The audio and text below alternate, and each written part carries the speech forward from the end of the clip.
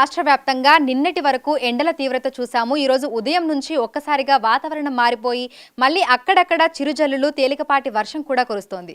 అయితే మళ్ళీ పరిస్థితులు మారడానికి గల కారణాలు ఏంటి, రానున్న రోజుల్లో పరిస్థితి ఏ విధంగా ఉండే అవకాశం ఉంది ఏంటి అనేది కూడా అడిగి తెలుసుకుందాము. మనతో పాటు వాతావరణ శాఖ అధికారి ధర్మరాజు గారు ఉన్నారు. మిగతా విషయాలను ఆయన మాటల్లోనే అడిగి తెలుసుకుందాం. నమస్తే సార్. సార్, గత కొన్ని రోజులుగా చూస్తే ఎండల తీవ్రత ఒక్కసారిగా పెరిగిపోయింది. అయితే ఈ రోజు ఉదయం నుంచి మళ్ళీ వాతావరణం చల్లబడి అక్కడక్కడ తేలికపాటి వర్షం కూడా చూస్తున్నాము. అయితే ఏం జరుగుతుంది అంటారు? ప్రస్తుతం కనుక చూసుకున్నట్లయితే ఈ ఆగస్టు 13న మనకి అల్పపీడనం వల్ల మనకి సుమారు వారం రోజులు మనకి వాతావరణం అంతా కూడా చేంజ్ అవ్వడం, భారీ వర్షాలతో పాటు అక్కడక్కడ కూడా అత్యంత భారీ వర్షాలు కూడా మనం చూసాము. సో తర్వాత మనకి చూసుకున్నట్లయితే పొడిబారిన వాతావరణంతో పాటు కొంచెం ఒక విధంగా చూసుకున్నట్లయితే ఒక బ్రేక్ లాంటిది మనకి కనిపించినప్పటికీ కూడా ప్రస్తుతం ఈరోజు ఉదయం 8:30 గంటలకు వాయువ్య బంగాళాఖాతంలో కనుక చూసుకున్నట్లయితే ఒక అల్పపీడనం అనేది కొనసాగుతుంది.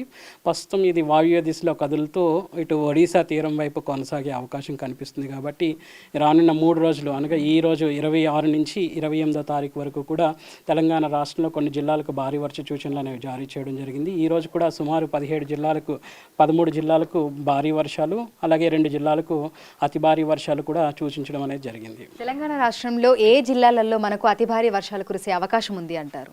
ముఖ్యంగా చూసుకున్నట్లయితే ఈరోజు జయశంకర్, భూపాలపల్లి, ములుగు ఈ యొక్క 2 జిల్లాలకు కూడా అతి భారీ వర్షాలు సూచన అనేది కనిపిస్తుంది. మిగిలిన ఇటు కొమరం భీం నుంచి చూసుకున్నట్లయితే మంచిర్యాల, పెద్దపల్లి, కరీంనగర్, ఇంకా భద్రాద్రి కొత్తగూడెం, ఖమ్మం, మహబూబాబాద్, వరంగల్, హనుమకొండ, జన్గాన్, ఇంకా చూసుకున్నట్ల భద్రాద్రి కొత్తగూడెం, నల్గొండ ఈ యొక్క జిల్లాలకు భారీ వర్షాలు, మిగిలిన జిల్లాలు కనుక చూసుకున్నట్లయితే తేలికపాటి నుంచి మోస్తరు వర్షాలు కురిసే అవకాశం అయితే కనిపిస్తుంది.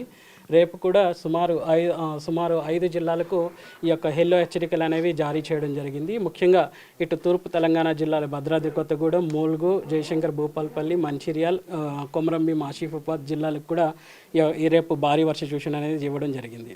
సో ఈ 3 రోజుల పాటే మనకు తెలంగాణ రాష్ట్ర వ్యాప్తంగా వర్షాలు కురుస్తాయి. ఆ తర్వాత మళ్ళీ మనకి బ్రేక్ అనేది ఉంటుంది అని చెప్పుకోవచ్చు. ఒక విధంగా చూసుకున్నట్లయితే ఈ 3 రోజులు కూడా కొంచెం తీవ్రతతో కూడినటువంటి వాతావరణం అనేది ఉండే అవకాశం అయితే కనిపిస్తుంది. ముఖ్యంగా ఇటు ఉత్తర తెలంగాణ జిల్లాలు, తూర్పు తెలంగాణ జిల్లాల్లో ఈ యొక్క వర్ష తీవ్రత అనేది అధికంగా ఉండి తర్వాత మిగిలిన జిల్లాల్లో మనకి తేలికపాటి నుంచి మోస్తారు వర్షాలు కురిసే అవకాశం అయితే కనిపిస్తుంది.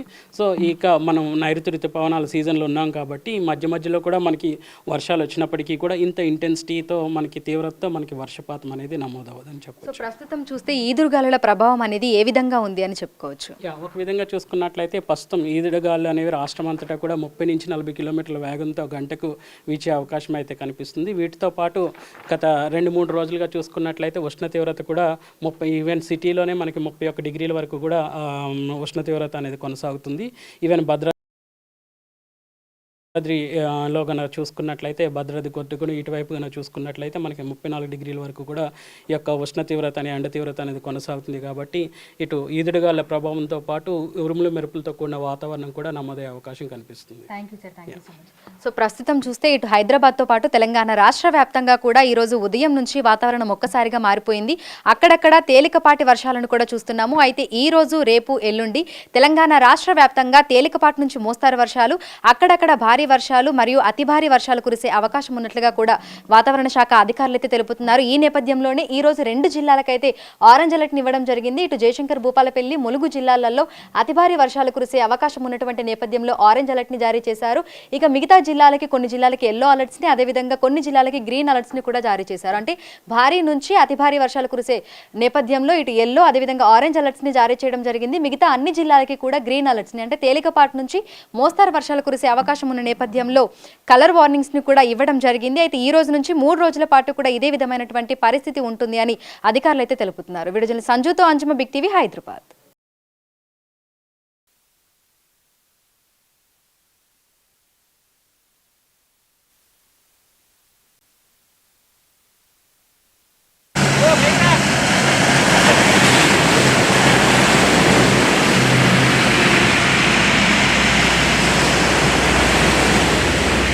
బంగాళాఖాతంలో ఏర్పడిన ఉపరితల ఆవర్తనం ద్రోణి కారణంగా శ్రీకాకుళం జిల్లాలో భారీ వర్షాలు కురుస్తున్నాయి. మనం చూసుకున్నట్టయితే జిల్లా వ్యాప్తంగా ప్రధానంగా శ్రీకాకుళంకి ఆనుకుని ఉన్న ప్రాంతాలు మొత్తం నీట మునిగినటువంటి పరిస్థితి.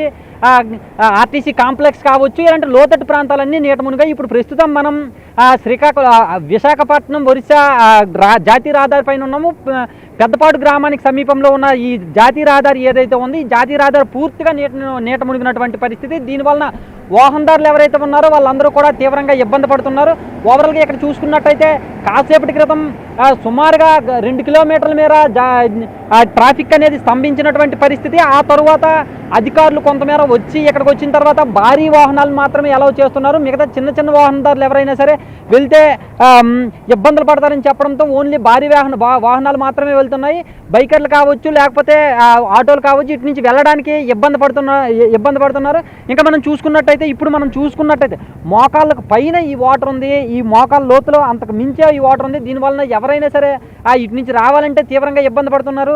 లోతట్టు ప్రాంతాలు అనుకుంటే పర్వాలేదు, కానీ జాతీయ రహదారి పైన ఈ పరిస్థితి ఉంది అంటే చుట్టుపక్కల గ్రామాల్లో ఎలాంటి పరిస్థితి ఉందనేది మనం క్లియర్గా అర్థం చేసుకోవచ్చు.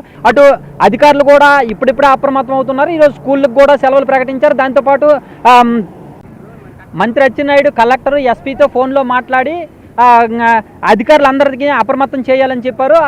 అధికారులందరూ కూడా గ్రామాల్లో నీట మునిగినటువంటి గ్రామాలు ఏవైతే ఉన్నాయో ఆ ప్రాంతాలను పరిశీలించి వాళ్ళకి ఇబ్బందులు లేకుండా చూడాలని చెప్పేసి కూడా ఆదేశించారు. ఈ వర్షం ప్రభావం ఏదైతే ఉందో ఈ ప్రభావం తగ్గినంత వరకు కూడా అన్ని శాఖలు కూడా సమన్వయంతో పనిచేయాలని ఆదేశించారు. ఎవరికి ఏ ఇబ్బందులు పడకుండా అటువైపు రైతులు కావచ్చు, లేదంటే లోకల్లో ఉండేటటువంటి స్థానికులు కావచ్చు, లోతట్టు ప్రాంతాల్లో ఉండే ప్రజలు కావచ్చు, ఎవరికి కూడా ఇబ్బందులు లేకుండా చూడాలని చెప్పి మంత్రి ఆదేశించారు. కెమెరామెన్ నాగరాజుతో షణ్ముఖ్, బిగ్ టీవీ, శ్రీకాకుళం నుంచి.